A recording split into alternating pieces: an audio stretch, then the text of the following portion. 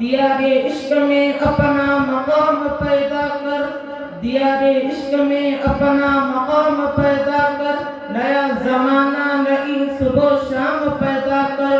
خدا اگر دل فطرت شناس دے تجھ کو، سکوت لالے گل سے کلام پیدا کر۔ تیرا تاریخ امیری نہیں فقیری ہے، خودی نبی فقیری میں نام پیدا کر۔ محترم مکرم محتشم علماء کرام و مہمان اعظام، اسلامی معاشرت میں دینی مدارس کی ضرورت و اہمیت کیا ہے؟ کوئی بھی ہوش مند مسلمان اس سے ناواقف نہیں کہ ان مدارس دنیا کے ذریعے نہ صرف اسلامی معاشرت، اسلامی اخلاق و خصائل زندہ میں، بلکہ اسلامی علوم و فنون کی ترویج جیسا مبارک عمل بھی اسی معاشرے میں جاری رہا ہے۔ پھر یہ بات جو روز روشن کی طرح واضح ہے کہ قرآن و حدیث کی تعلیمات کے بغیر کسی اسلام معاشرے کی بقا اور اس کے قیام کا تصور بھی نہیں کیا جا سکتا۔ اسلامی تعلیمات ہی پر کسی اسلام معاشرے کی بنیاد داغ پہ ڈالی جا سکتی ہے۔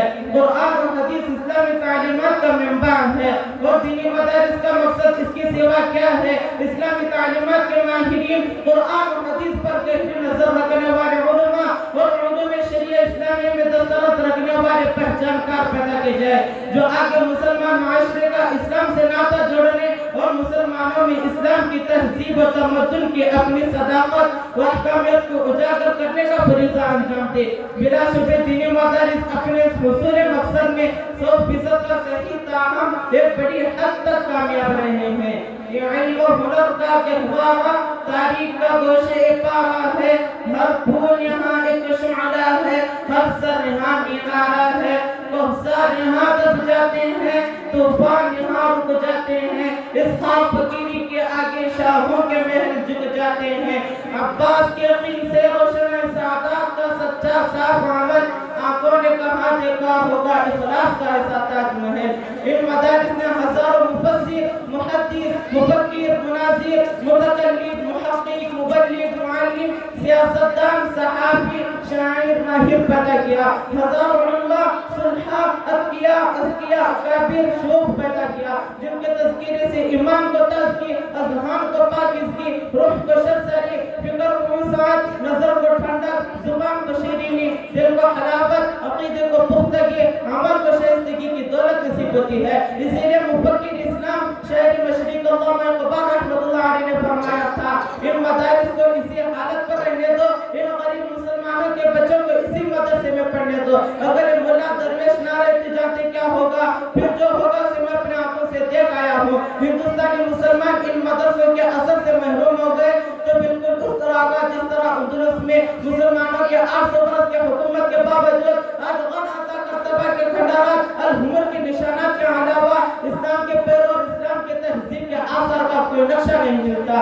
اس بات یہ کل کا ہر ذرہ خورشید جہاں کے لایا ہے، جو یہاں سے اٹھا ہے وہ پیر مغار کہلایا ہے۔ اس بزم جنوں کے دیوانے ہر راہ سے پہنچے یزدہ تک، ہے عام ہمارے افسانے دیوار چمن سے زندہ تک۔ 100 بار سوارا ہے ہم نے اس ملک کے کسے بہن کو، یہ اہل جنوں بتلائیں گے کیا ہم نے دیا عالم کو۔ محترم سامعین، دینی مدارس ملت اسلامیہ کا سرمایہ ہے، دینی مدارس ملت اسلامیہ کا محسن ہے۔ سچی بات ہے کہ مجھے میرے اللہ کا تعارف کسی مدرسے نے کرایا، اگر یہ مدرسہ نہ ہوتا تو مجھے پتا نہ تھا کہ میرا رب کون ہے، اگر یہ مدرسہ نہ تھا تو مجھے پتا نہ تھا کہ میرا خالق کون ہے، اگر یہ مدرسہ نہ تھا تو مجھے پتا نہ تھا کہ میرا مالک کون ہے، اگر یہ مدرسہ نہ تھا تو مجھے پتا نہ تھا مجھے مقصود کائنات کون ہے، سرکار کائنات کون ہے، سرکار حرم کون ہے، مرکز کائنات کون ہے، رونق کائنات کون ہے۔ مدرسے نے مجھے صحابہ کا تعارف کرایا، مدرسے نے مجھے بتایا کہ دین کا علم کیا ہوتا ہے، مدرسے نے مجھے بتایا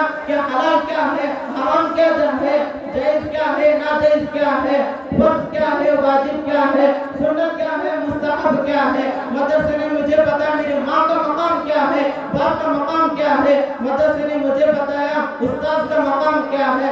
اگر مدرسہ نہ ہو تو مجھے ان تمام باتوں کا کیسے پتا چلتا، اگر مدرسہ نہ ہو تو مجھے کیسے پتا چلتا کہ بلال حبشی کا عام غلام تھا، موٹے موٹے تھے، رنگ کالا تھا، وہی بلال جب محمد کی دین سے وابستہ ہوا تو اتنا اعلیٰ ہوا کہ چلتا مدینے کے گلیوں میں ہے اور قدموں کے آہٹ जन्नत में सुनाई देती है।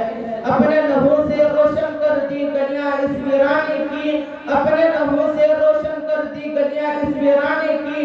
कच्चा तंग बहुत तेरा है शहर वफा को जाने की, जानती उसको वो भी देती फिर भी रहे शर्मिंदा से, जानती उसको वो भी देती फिर भी रहे शर्मिंदा से। दिल वाले खुद ही लिखेंगे कहानी इस अफसाने की, वमा अलैना इल्लल बलाग।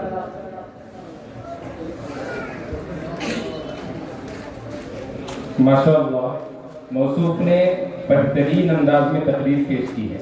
किसी ने कहा है, मेरी ज़िंदगी का मकसद तेरे दीन की सरफराजी, मेरी ज़िंदगी का मकसद तेरे दीन की सरफराजी।